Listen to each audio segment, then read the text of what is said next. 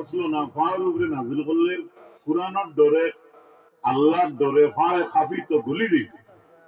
আর জনাব রাসূলুল্লাহর উপরে যেদিন কুরআন আইলো এদিন আবার ও নবী ফাড়র গাথ আসলো। আপনার একটা ছেলেরে কইতে তুমি খাটো উঠিস না বাঙ্গি যাবে, দানোর আরো 2 মিনিট দিয়া, দানোর আরো 2 টুকরি খান তো দিয়া কইতে ও খাটোর উপরে দিয়ে যাবে না।